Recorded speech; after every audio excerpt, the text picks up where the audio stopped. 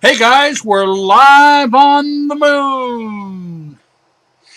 It's June 22nd, 2013, Supermoon Saturday night,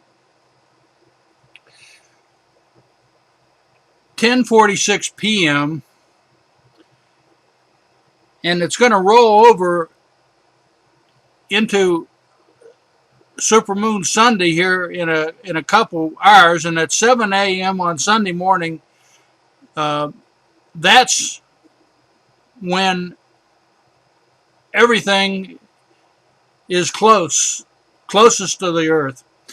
So we're getting a pretty good shot at the moon tonight, and I'm kind of excited about this session because I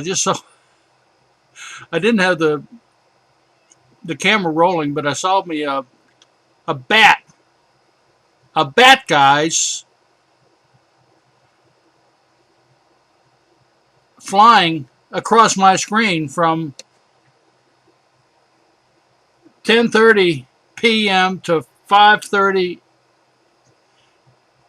a.m. and I didn't have the cameras rolling, of course, but it was a bat, if you know what I mean. Yeah, a bat from hell. It was a flying saucer, is what it was. So we're gonna do a survey of the moon without too much color tonight, but we're just gonna kind of look around. I recall, I don't know if it was last year with the supermoon. I was able to really get a lot of UFO activity, and I attribute it to getting in close. I know some of you guys say, "Bill, you're just crazy as a loon for believing in UFOs." Let me turn the contrast down just a little bit and the brightness down. You can see it's a really bright. I'll leave it on, still on auto. I want to leave it on auto, and I just want to kind of, as I'm talking here, go over the surface to see if we can see anything and give you a little bit background. Now let me turn the bright light off and the auto off and the gain down just a dab and the exposure up. That's a little bit better.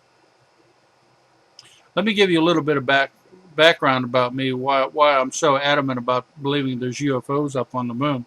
I saw 3 UFOs in my lifetime. I mean, I actually saw them with my own eyeballs.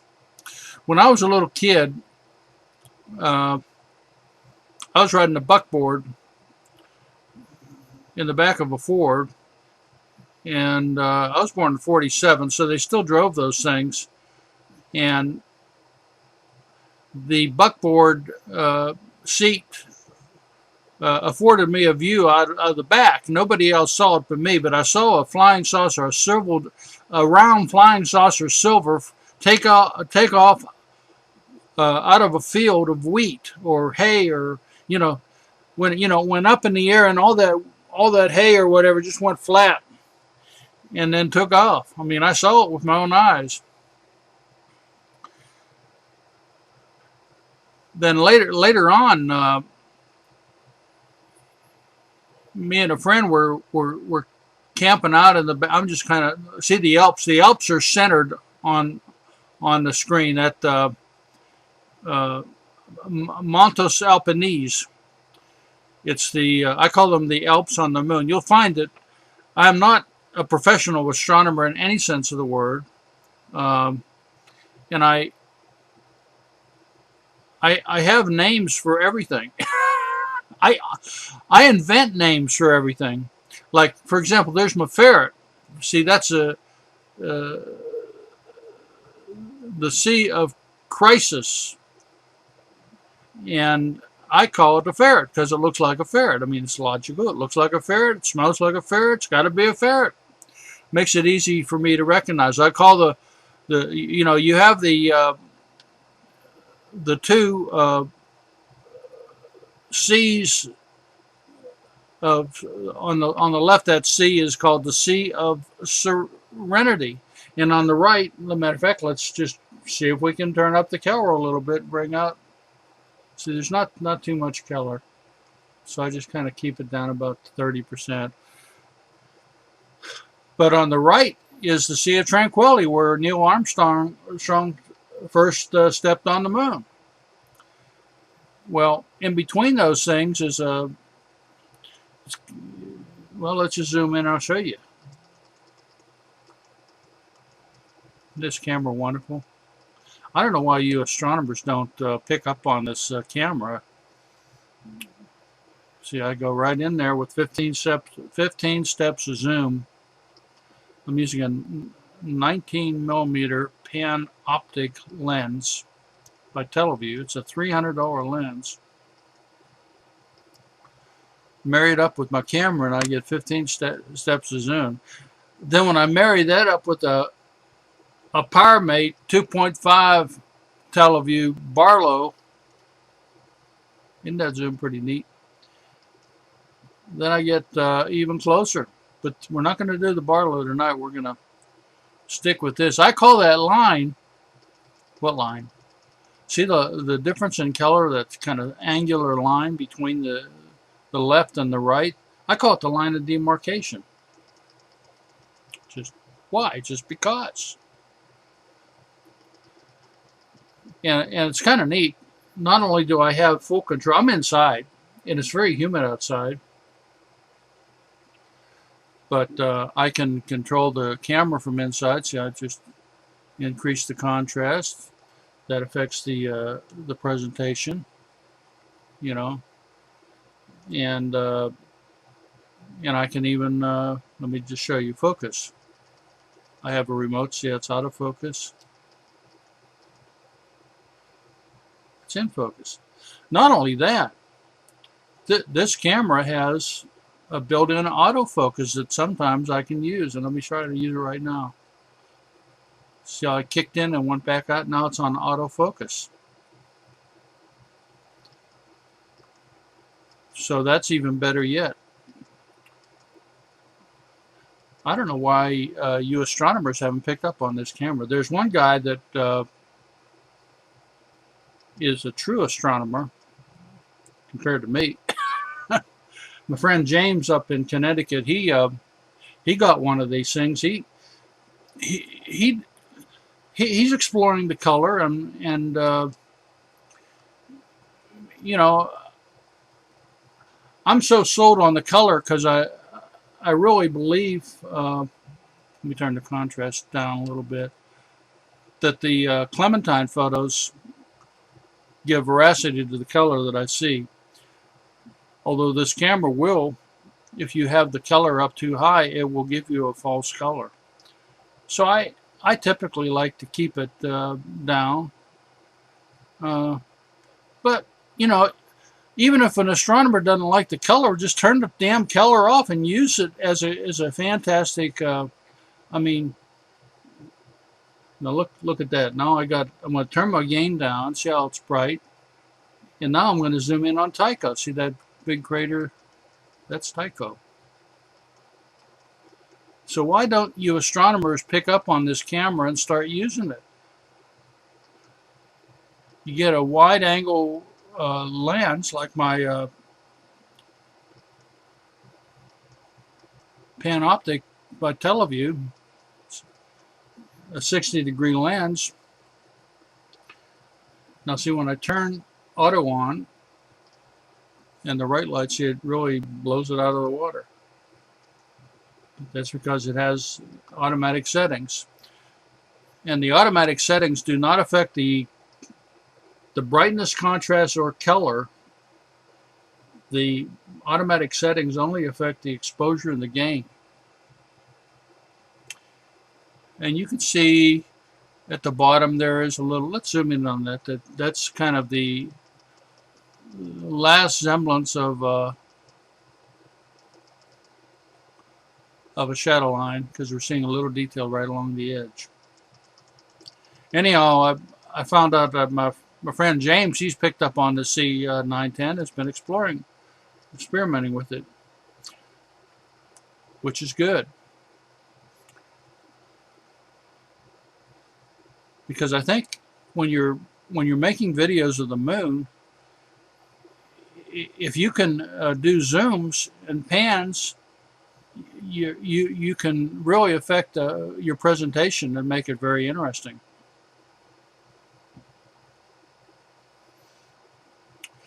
But let me get back to my UFOs.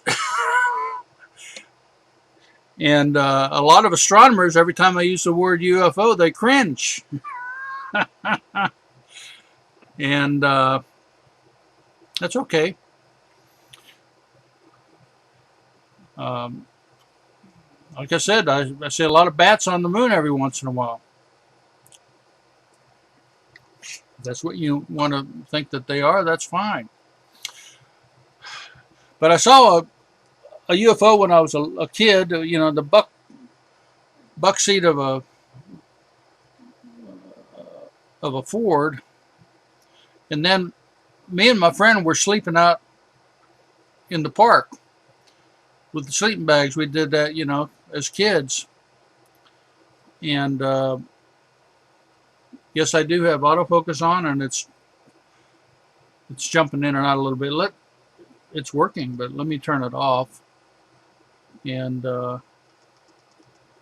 reacquire focus.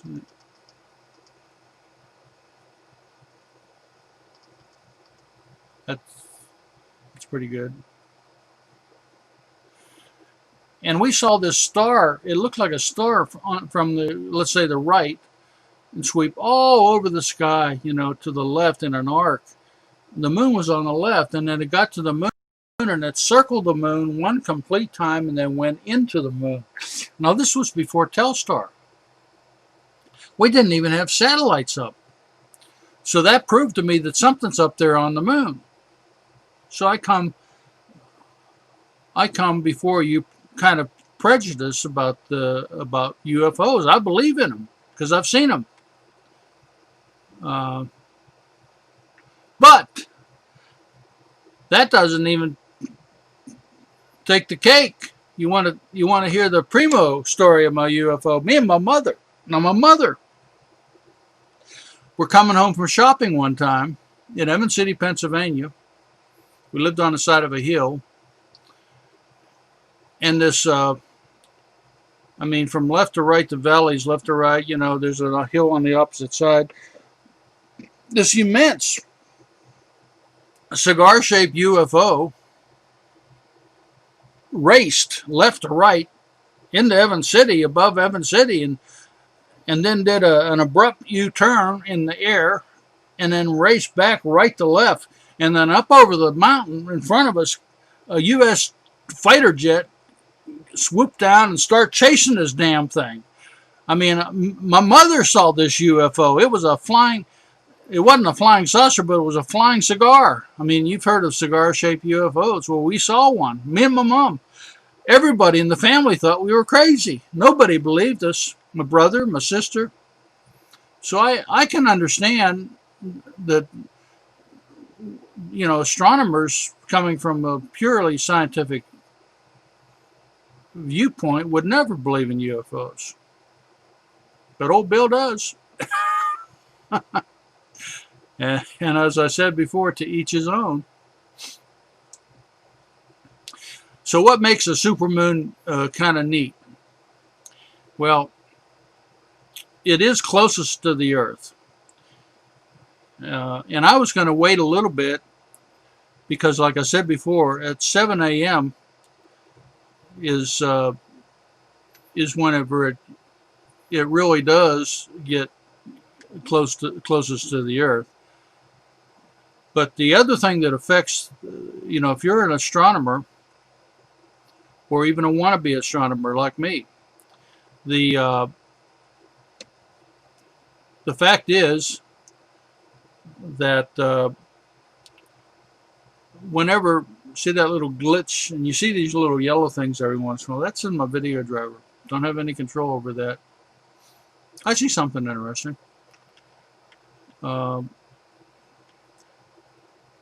They're just two black dots. They're just probably two craters. Let's center it and zoom. Centered and zoom.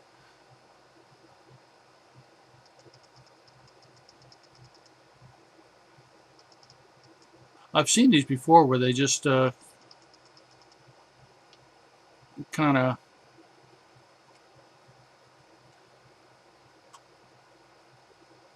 let's turn autofocus on. See how it got into focus better? You can see those two dots kind of south of center.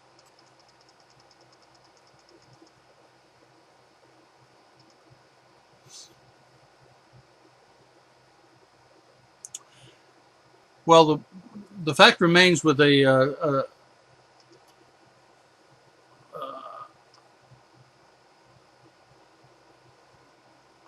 with a land-based telescope at the highest point in the sky that the moon is as close as it's going to get to you that night.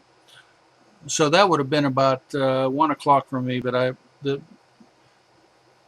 it's kind of getting hazy out there, and that's one of the reasons we don't see as much color tonight. But I am convinced that the color on this this camera is extra sensitive to color. This particular camera is extra sensitive to color. You get the C920 Logitech, and it won't. There's another glitch. It won't be extra sensitive, and you can't see the color that you can with this camera. This camera is designed to be extra sensitive to color. And no, it was not designed to be an astronomy camera, but it sure does work pretty good for me. And I sure did see a UFO flying. I saw me a bat flying across the screen before I turned on the, and we haven't seen anything since. But that'll give you a little background for me why I'm more inclined to believe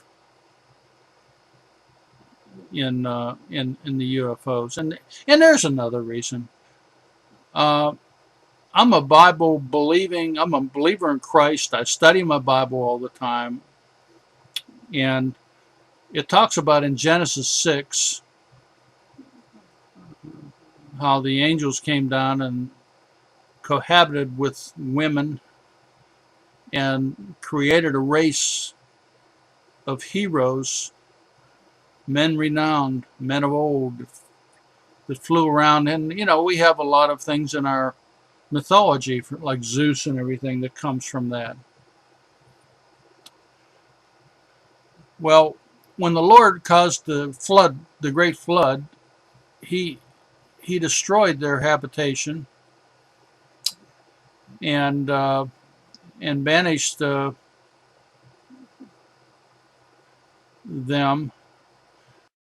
And I believe that these fallen angels, that's who they are actually the aliens among us. I think that these flying saucers these weird biologicals and all this stuff, I believe that is probably all true, and that I believe they're bad guys. They're not good. They're all bad. They're bad angels that fell, and they made habitations on Mars. I think they had colonies under the ground on Mars. I think Richard Hoagland had it right about the monuments of Mars and the face up there, and I believe there's habitations on the moon, and I believe that the Lord has certain rules, and He just doesn't let them come flying by all the time. Every once in a while, one sneaks in, and I think in the future, before the second coming of Christ during the tribulation, you're going to see flying saucers flying all over the place, and you're going to see them taking off from bases on the moon. And I believe one of these days the moon is going to get blown out of the water with news from people like me that take video of the moon and caught them And I've seen some really, really good. You've seen my videos. I have several videos of what I call UFOs flying around the moon. See, I'm just kind of going around looking.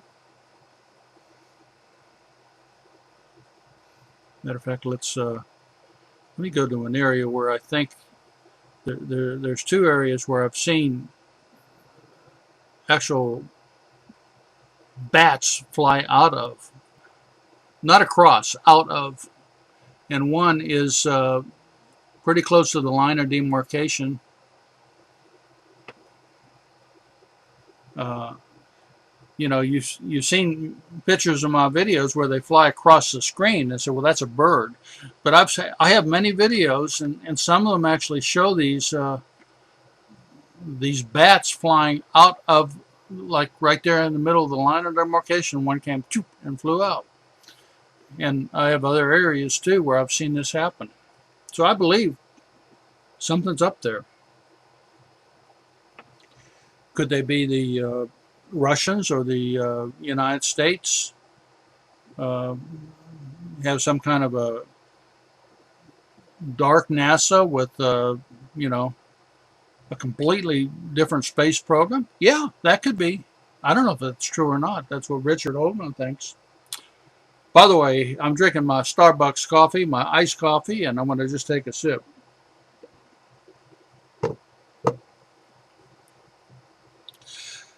I know most people don't believe in UFOs. I've been going down to Starbucks every morning, and me and a couple guys get together, and they know I'm doing astronomy. And when I talk about UFOs, their eyeballs just kind of rise up and say, "Well, this guy's a weirdo."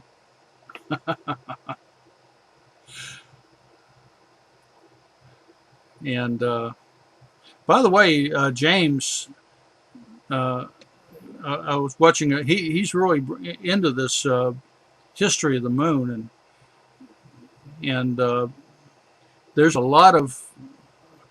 I'm going to have to get a book or something because there's a lot of very interesting things from the past where uh, some of the astronomers from the 1800s and early 1900s or whatever, they're, you know, reporting cities on the moon and everything.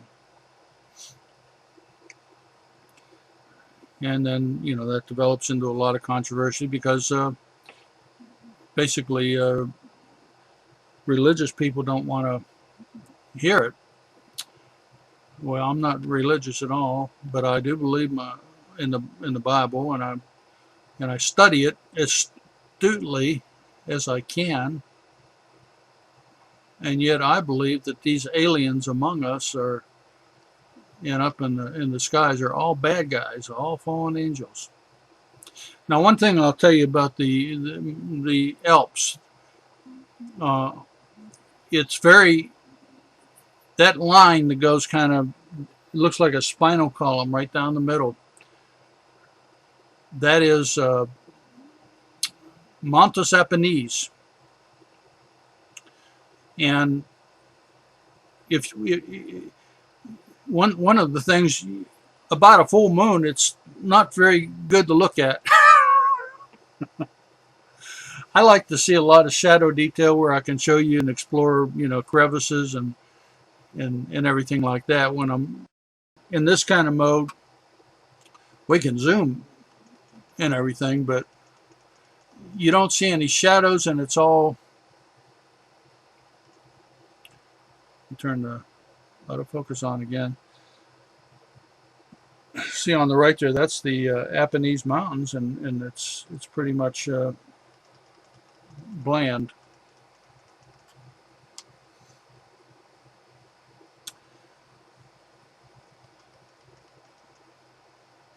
By the way, I'm gonna one of these days go out and do another video of my setup. I want to show you my telescope.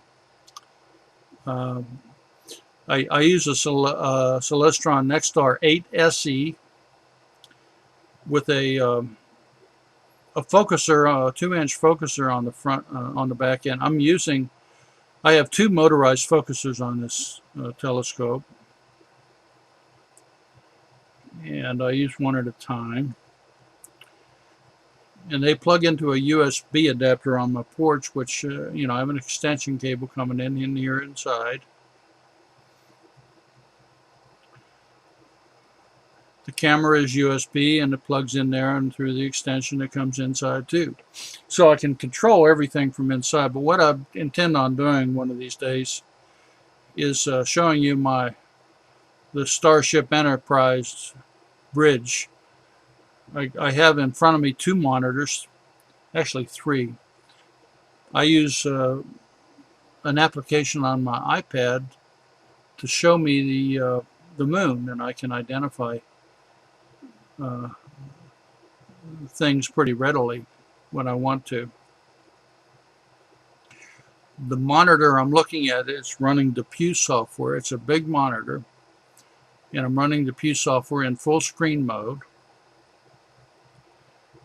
And there's two types of capture. One with the Pew is you know, where you can capture the screen with a mouse and everything else, but that's not the way I'm doing my videos. I capture the video from the camera direct. It's called direct capture. So I'm able to capture my video at 1080p at 23 frames a second, and then it displays it on the screen. So that's one of the reasons I don't have uh, a mouse pointer to kind of show you things, because I'm using direct capture so I can get the highest resolution for you. That way you can watch these videos. Well, there's an interesting area right down there on the left, and let's zoom in on that. So I'm running the Pew on this middle monitor, and it fills the screen up so that way I can see pretty much what it's going to look like when it's played on a real monitor on YouTube. Because I record these as a WVM file in RAW form, and I upload them direct to YouTube, and they convert right away into 1080p.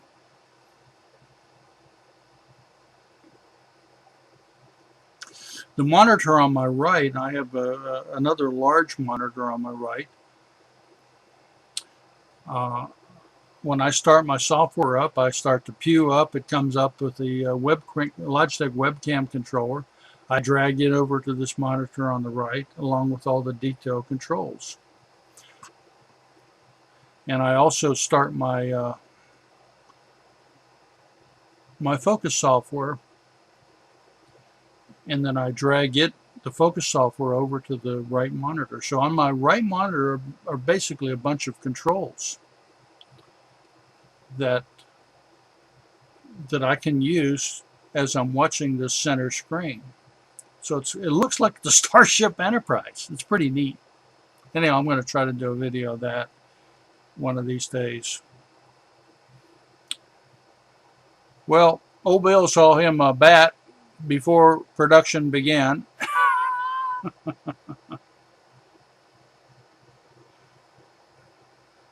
But we're just not seeing any activity right now.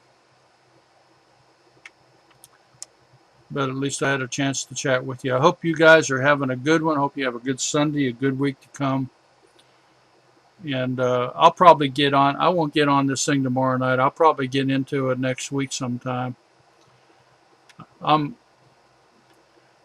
I say, it's going to be full moon for a couple days, and then it'll go back into, you know, a shadow line. I have another problem with my site. I got a porch, and you know, there's only certain windows of opportunity that I can use to do the moon. And let's turn the contrast up. See, Plato is at 1 o'clock. So turn the brightness down. You can see some of the rays coming out from in the Alps and the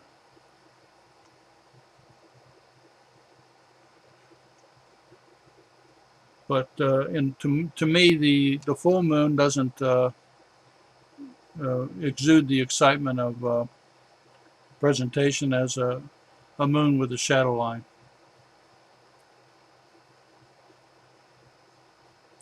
Oh, before I shut it down, one more thing. I do use a controller for the controller that came with the telescope. I bought an extension for it by a guy on eBay, and it works really well. So I just have my controller in my hand. I don't use any software on the screen to control the movement. I use the hand controller, and it works real well because the buttons don't make any noise, and I'm sitting here talking to you, and everything's hunky dory. Okay, guys, wishing you and yours clear skies, guys.